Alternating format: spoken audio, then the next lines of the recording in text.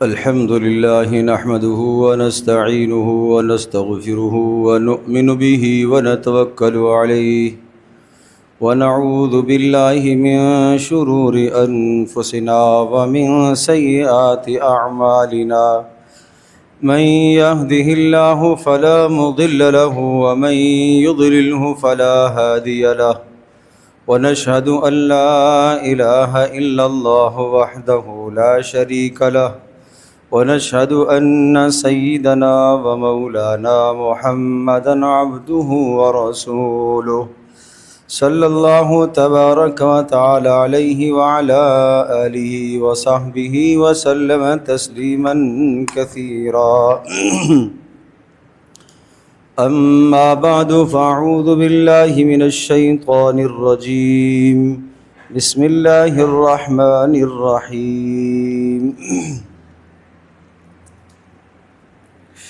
إن الله يحب الذين يقاتلون في سبيله صفا كأنهم بنيان مرصوص صدق الله مولانا العظيم رب اشرح لي صدري ويسر لي أمري واحلل عقدة من لساني يفقه قولي اللهم صل على محمد وعلى آل محمد كما صليت على إبراهيم وعلى آل إبراهيم إنك حميد مجيد اللهم بارك على محمد وعلى آل محمد كما باركت على إبراهيم وعلى آل إبراهيم إنك حميد مجيد حضرت عبداللہ بن سلام رضی اللہ تعالی عنہ سے روایت ہے کہ ایک مرتبہ پیارے رسول صلی اللہ تعالی علیہ وسلم کے اصحاب آپس میں ایک گفتگو کر رہے تھے اور اس گفتگو کے دوران یہ سوال آیا کہ اگر ہمیں پتہ چل جائے کہ اللہ کے نزدیک سب سے پسندیدہ اور سب سے بہترین عمل کون سا ہے، اگر ہمیں معلوم ہو جائے کہ اللہ کے نزدیک سب سے پسندیدہ اور بہترین عمل کون سا ہے تو ہم اس عمل کو اختیار کریں۔ تو اس موقع پر اللہ تبارک و تعالی نے محمد رسول اللہ صلی اللہ تعالی علیہ وسلم پر وحی نازل فرمائی، اور ایک روایت میں یہ بھی ہے کہ رسول اللہ صلی اللہ علیہ وسلم نے ان سے پوچھا کہ کیا تم لوگوں نے ایسی بات آپس میں کی ہے کہ ایسا عمل ہمیں پتہ چل جائے جو اللہ کے نزدیک محبوب اور پسندیدہ ہو؟ انہوں نے کہا جی اللہ کے رسول، ہم نے یہ بات کی ہے کہ ہمیں ایسے عمل کا پتہ چل جائے جو اللہ اور اس کے رسول کے نزدیک پسندیدہ ہو تو ہم اس عمل کو اختیار کریں۔ تو پیارے رسول صلی اللہ تعالی علیہ وسلم نے سورۃ الصف کی یہ آیات پڑھ کر سنائی۔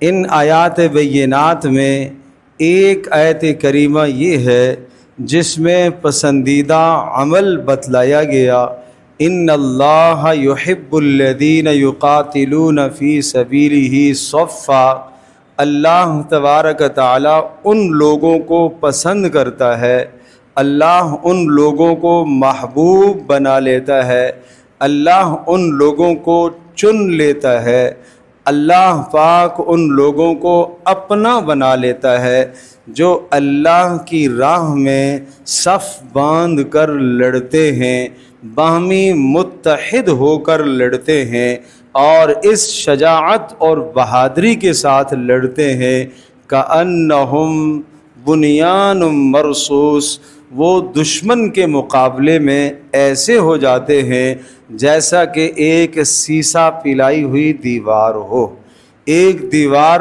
بہت مضبوط ترین ہو، اور پھر اس دیوار کے اندر کئی قسم کی دھات استعمال کی جائے، اور ان دھات میں سے سیسا ایک دھات ایسی ہے کہ جو انتہائی مضبوط اور مستحکم دھات ہے۔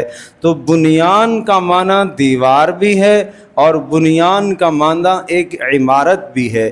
ایک ایسی شاندار مضبوط مستحکم عمارت ہو کہ جسے کوئی بھی نہ گرا سکتا ہو، یا ایک ایسی مضبوط اور مستحکم دیوار ہو جیسے دیوار کی اینٹیں اور بلاک ایک دوسرے کے ساتھ جڑے ہوئے ہوتے ہیں، ہر بلاک دوسرے بلاک کو مضبوط کر رہا ہوتا ہے، ہر اینٹ دوسری اینٹ کو مضبوط کر رہی ہوتی ہے۔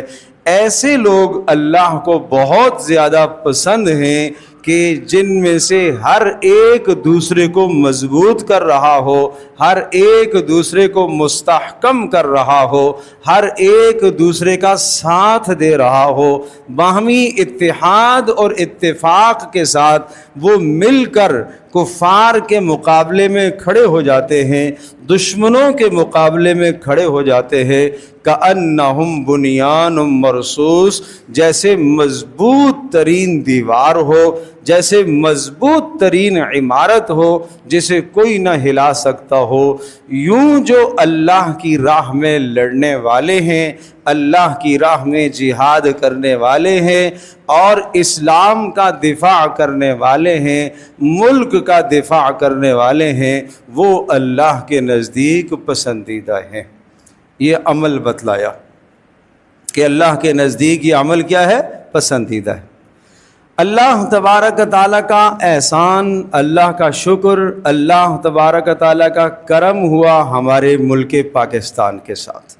اس کو اگر ہم یہ کہیں کہ سوائے نصرت خداوندی اللہ کی مدد کے سوا اور کچھ نہیں ہے، ایک طرف دشمن کی بہت بڑی طاقت، اور دشمن کی طاقت اکیلے بھی نہیں بلکہ الکفر ملت واحدہ، یورپ کا سارا کفر باہمی متحد ہو کر جمع ہو کر ملک پاکستان کے خلاف سازش کر رہا ہے، اور اللہ تبارک تعالیٰ نے ان کی تمام سازشوں کو اور ان کی چالوں کو اور ان کے مکر اور فریب کو اللہ نے خاک میں ملا دیا۔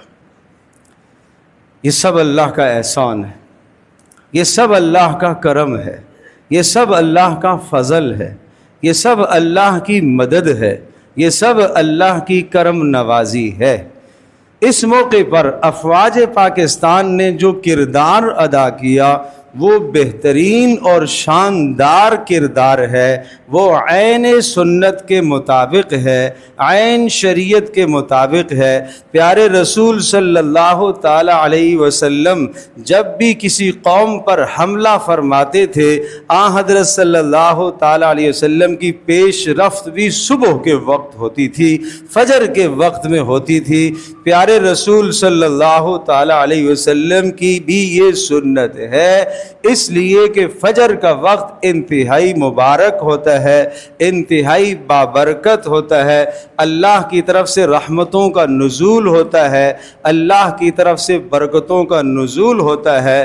تو افواج پاکستان، پاک فضائیہ کے جوانوں نے اس وقت دشمن ملک پر جو حملہ کر کے ان کے منصوبوں کو خاک میں ملا دیا، یہ عین پیارے رسول صلی اللہ علیہ وسلم کی سنت کے مطابق ہوا، اور جب سنت کے مطابق ہوا تو اللہ کی مدد بھی شامل حال رہی۔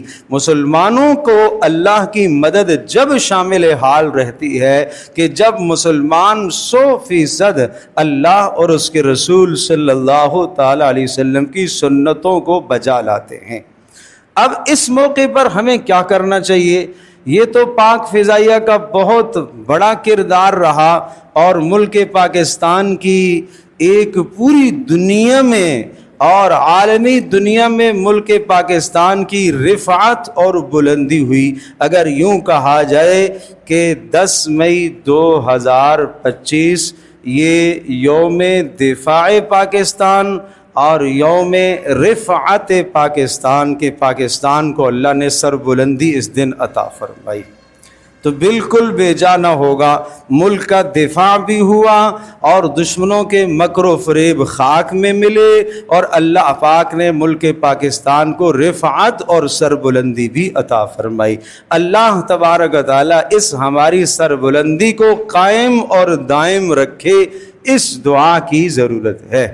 اب ان حالات میں اس وقت میرے اور آپ کے کرنے کے کیا کام ہیں وہ میں باتیں عرض کرتا ہوں۔ نمبر 1، باہمی اتحاد۔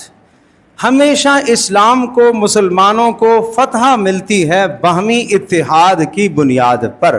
فرمایا وَلَا تَنَازَعُوا فَتَفْشَلُوا وَتَذْهَبَ رِيحُكُمْ وَاصْبِرُوا۔ دیکھو، باہمی تنازع نہ کرنا اور باہمی اتحاد قائم کرنے کے لیے 3 باتوں کا خیال کرنا۔ باہمی اتحاد اسلامی لشکر کی سب سے بڑی طاقت ہے، باہمی اتحاد اسلامی فوج کی بڑی طاقت ہے، اور باہمی اتحاد اسلامی ملک کی بڑی طاقت ہے۔ فرمایا وَلَا تَنَازَعُوا، آپس میں تنازع مت کرنا۔ کیوں تنازع کرو گے؟ فَتَفْشَلُوا، پھر تم بزدل بن جاؤ گے، وَتَذْهَبَ رِيحُكُمْ، اور تمہارے جو رعب اللہ نے دشمنوں کے دلوں میں ڈالے ہوئے ہیں وہ رعب اکھڑ جائیں گے، وہ رعب کم ہو جائیں گے۔ وَاصْبِرُوا، اور باہمی چھوٹے چھوٹے اختلافات میں صبر کرتے رہنا، دست و گریبان نہ ہونا، اس سے تم اپنی طاقتوں کو کھو بیٹھو گے۔ یہ قرآن اصول سمجھاتا ہے۔ اگر ہمت ہو تو سورہ انفال کی ان آیات کا مطالعہ آپ کیجئے، اور ان آیات بینات میں اللہ جل جلالہ نے اسلامی افواج کے 6 آداب ذکر فرمائے، اور بہت ہی شاندار آداب اللہ پاک نے ذکر فرمائے۔ اللہ تبارک تعالیٰ سے زیادہ خوبصورت، زیادہ بہتر ادب کون بتا سکتا ہے؟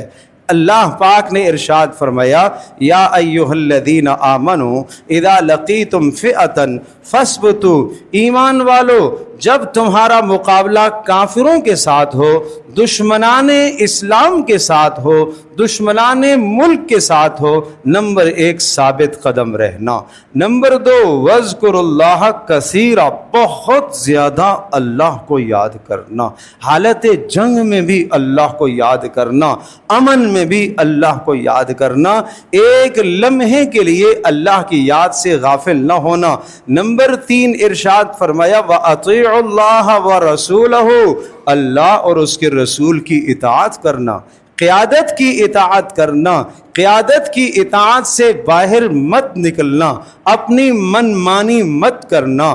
نمبر 4 وَلَا تَنَازَعُوا، باہمی لڑائیاں مت کرنا، اس لیے کہ لڑائیوں کے نتیجے میں، آپس کے اختلاف کے نتیجے میں تمہارا رعب کم ہو جائے گا، اور آپس کے اختلاف کے نتیجے میں پھر تم بزدل بن جاؤ گے۔ اور اسی طرح سے فرمایا نمبر 4 یہ کرنا ہے کہ وَاصْبِرُوا، ثابت قدم رہنا ہے، جم کر لڑنا ہے، جم کر لڑنا ہے، باہمی تنازعوں کو برداشت کر لینا ہے، آپس کے مسائل کو برداشت کر لینا ہے۔ اور نمبر 6 وَلَا تَكُونُوا كَالَّذِينَ خَرَجُوا مِن دِيَارِهِمْ بَطَرًا، متکبر نہ بننا، تکبر نہ اختیار کرنا، عجب نہ اختیار کرنا۔ 6 باتیں۔ نمبر 1 کیا ہو گیا؟ فَاثْبُتُوا، جم کر لڑنا۔ نمبر 2 وَاذْكُرُوا اللَّهَ كَثِيرًا، اللہ کا ذکر کثرت سے۔ نمبر 3 اطیعوا اللہ ورسولہ، اللہ اور اس کے رسول کی اطاعت۔ نمبر 4 وَلَا تَنَازَعُوا، اختلاف نہ کرنا۔ اور نمبر 5 جم کر ثابت قدم رہنا، باہمی اختلافات کو بالائے طاق رکھ دینا۔ اور اسی طرح سے نمبر 6 وَلَا تَكُونُوا كَالَّذِينَ خَرَجُوا مِن دِيَارِهِمْ بَطَرًا، تکبر نہ کرنا۔ یہ تو اسلامی لشکر کے آداب ذکر فرمائے، ان میں سے ہر ایک ادب اتنی تفصیل چاہتا ہے کہ میں اس مختصر وقت میں ان تمام تفاصیل کو نہیں ذکر کر سکتا، صرف میں نے یہ 6 باتیں ذکر کر دی۔ اب ہمیں کیا کرنا ہے؟ نمبر 1 اپنی فضاؤں میں، اپنی صفوں میں اتحاد پیدا کرنا ہے۔ ملک پاکستان کے اندر جتنی بھی سیاسی پارٹیاں ہیں سب کو متحد ہو جانا چاہیے، اتحاد قائم کرنا چاہیے، آپس کی لڑائیوں کو چھوڑ دینا چاہیے۔ اس سے تمہاری صلاحیتیں دب جائیں گی، اس سے تمہاری صلاحیتیں تباہ ہو جائیں گی۔ اس لیے سیاسی قیادتوں سے بھی درخواست ہے، سماجی قیادتوں سے بھی درخواست ہے، تمام قسم کی قیادتوں سے درخواست ہے، مذہبی قیادتوں سے بھی درخواست ہے کہ اس موقع پر اپنے آپ کو متحد رکھنے کی ضرورت ہے۔ نمبر 2، دوسری بات، ہمیشہ سے جیسا یہاں ارشاد فرمایا، ہمیشہ سے اپنے آپ کو تیار رکھنا ہے، اپنے آپ کو جہاد کے لیے تیار رکھنا ہے، اپنے اندر ایک جذبہ رکھنا ہے۔ پیارے رسول صلی اللہ تعالی علیہ وسلم کا ارشاد سن لیجئے گا، آپ نے ارشاد فرمایا کہ وہ شخص جس نے کبھی بھی جہاد نہ کیا اور جہاد کا جذبہ بھی دل میں نہ آیا، فرمایا وہ نفاق پر مرے گا، اس کی موت منافقت پر آئے گی، اس کی موت منافقت پر آئے گی۔ عبادت ہے، یہ عبادت ہے۔ اور قرآن کیا کہتا ہے؟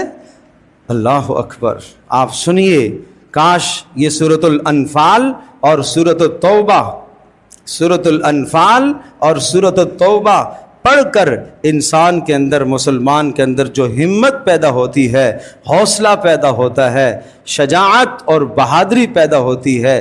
فرمایا ان شر الدواب، اللہ کے نزدیک بدترین لوگ وہ ہیں جو کافر ہیں، جو ایمان نہیں لائے، وہ بدترین لوگ ہیں۔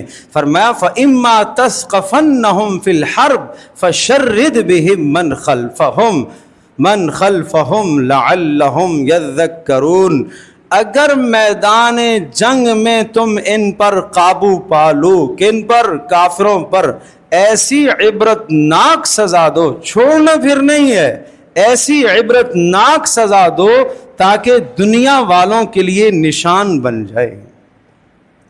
یہ قرآن اصول بیان کرتا ہے، یہ سورہ انفال میں پڑھ رہا ہوں۔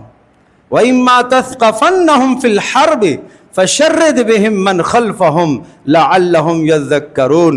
اسلامی افواج کو یہ تاکید ہے کہ اگر تم ان پر قابو پالو تو پھر ایسی سخت ترین سزا دو، عبرتناک سزا دو تاکہ دوسروں کے لیے مثال بن جائے، تاکہ دوسروں کے لیے مثال بن جائے۔ اور اگلا جملہ سنیے گا، وَإِمَّا تَخَافَنَّ مِنْ قوم خیانتاً فانبذ الیہم علی سواء ان اللہ لا يحب الخائنین۔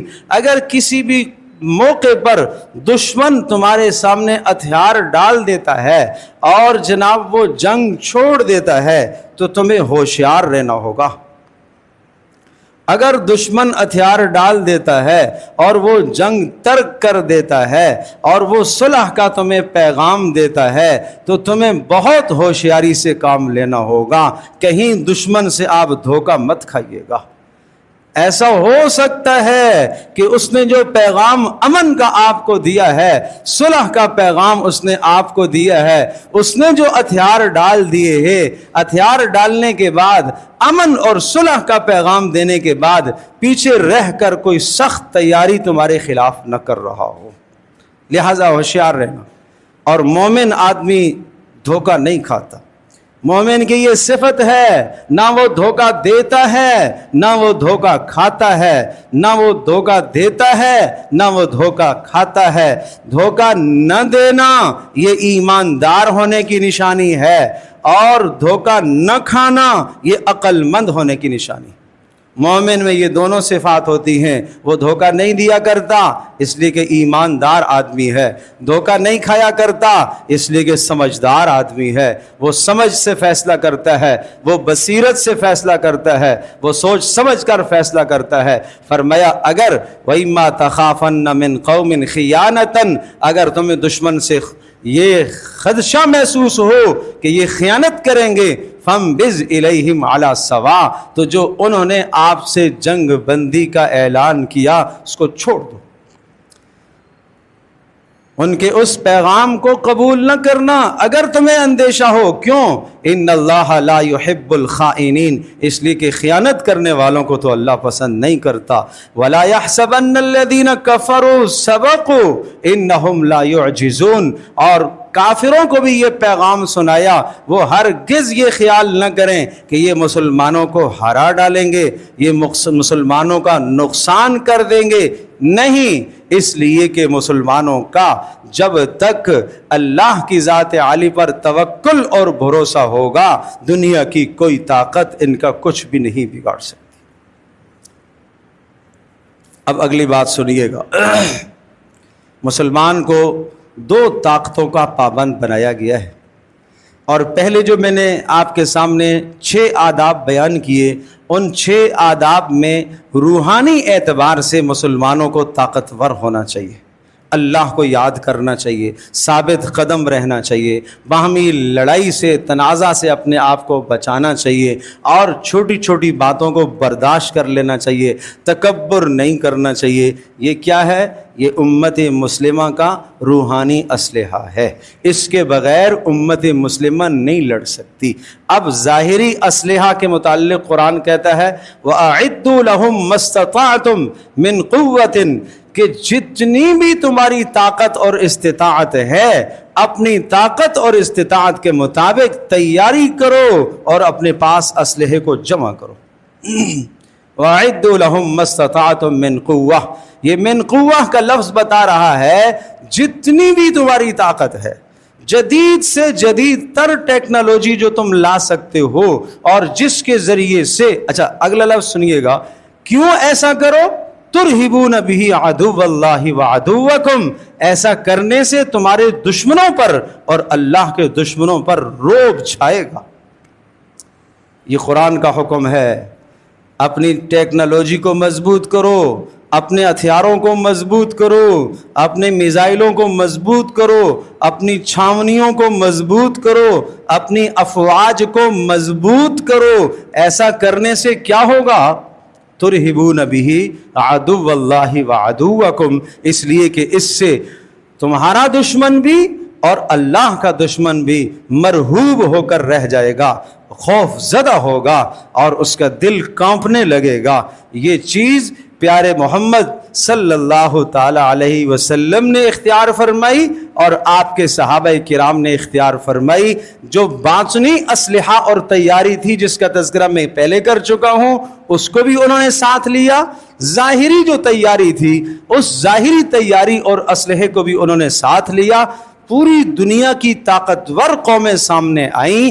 اس وقت روم اور فارس کی طاقتور قومیں جب مسلمانوں کے سامنے آئیں تو مسلمانوں کے سامنے انہیں بھی گھٹنے ٹیکنے پڑے. کس بنیاد پر؟ ان 2 تیاریوں کی بنیاد پر. اور یہ مسلمان کی شان و شوکت ہے، یہ مسلمان کی سربلندی ہے، یہ مسلمان کے لیے رفعت ہے، یہ اسلامی ملک کے لیے سربلندی ہے. فرمایا جتنی طاقت ہو سکے اپنے پاس تم ظاہری طاقت بھی جمع کرو، جدید سے جدید اسلحہ اور ہتھیار بھی جمع کرو، تاکہ اس کی وجہ سے تمہارے دشمنوں پر اور اللہ کے دشمنوں پر رعب پیدا ہو.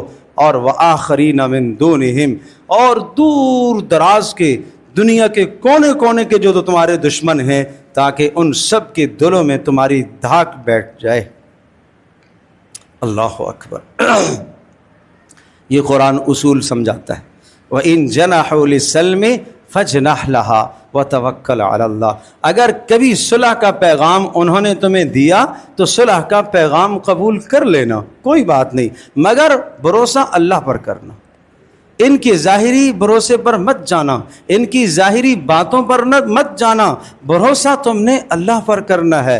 وَإِن يُرِيدُوا أَن يَخْدَعُوكَ، اور اگر اس قسم کا معاملہ کر کے آپ کے ساتھ امن اور جنگ بندی کا معاملہ کر کے پیچھے کوئی اور منصوبے بنانا چاہتے ہیں، تمہیں دھوکہ دینا چاہتے ہیں، تو بتایا کہ تمہیں پھر اس امن کے پیغام کو ختم کر دینا چاہیے. اور پھر ساتھ ساتھ فرمایا فَإِنَّ حَسْبَكَ اللَّهُ، تم اللہ پر بھروسہ رکھنا، اللہ تمہارے لیے کافی ہے.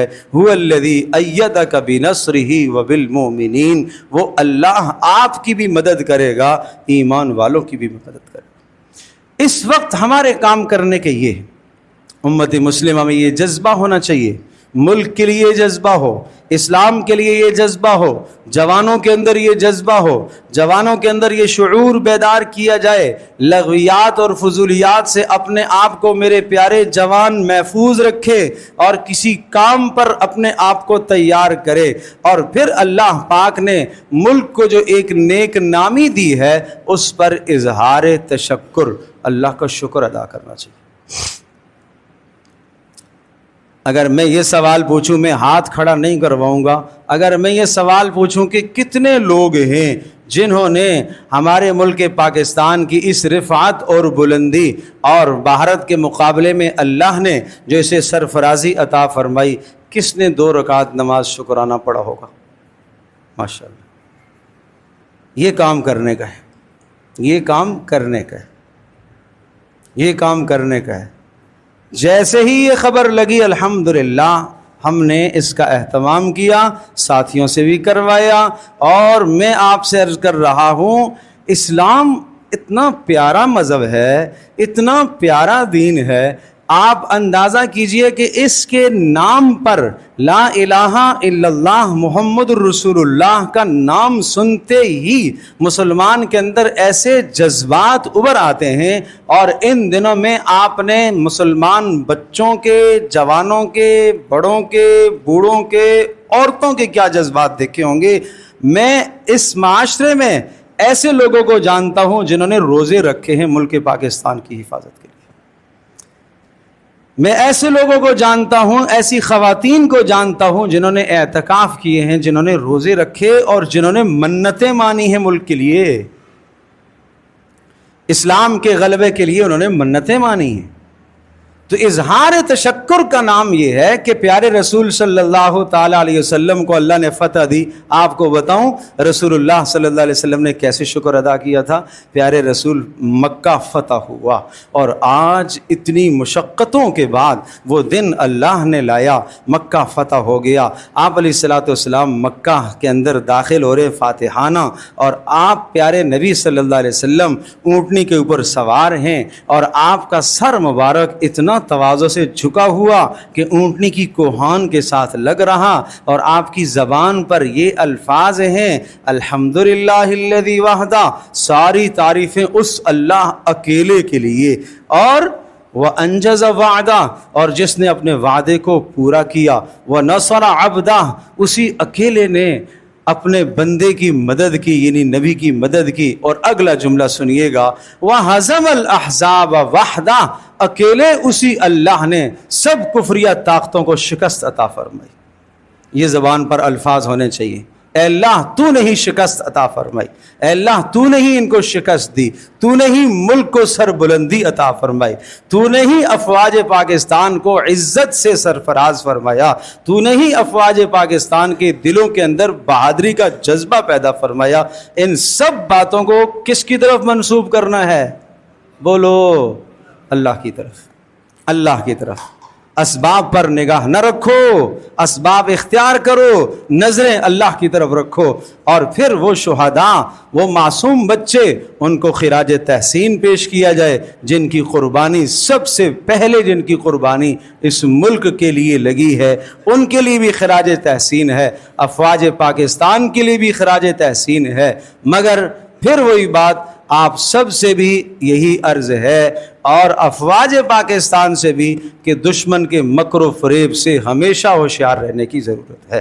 پیارے رسول صلی اللہ تعالیٰ علیہ وسلم کو اللہ نے جتنی فتحیں عطا فرمائی، جتنے غلبے عطا فرمائے، اور سامنے دشمن کمزور سے کمزور تر بھی ہوا، تب بھی رسول اللہ صلی اللہ علیہ وسلم کبھی بھی دشمنوں سے آپ غافل نہیں ہوئے۔ آپ نے نہ صحابہ کو کبھی غافل ہونے دیا، ہم وقت آپ چوکنا رہتے تھے، ہم وقت آپ کی نگاہیں اور آپ کی نظریں چاروں طرف رہتی تھی کہ کسی جانب سے کہیں دشمن حملہ آور نہ ہو جائے۔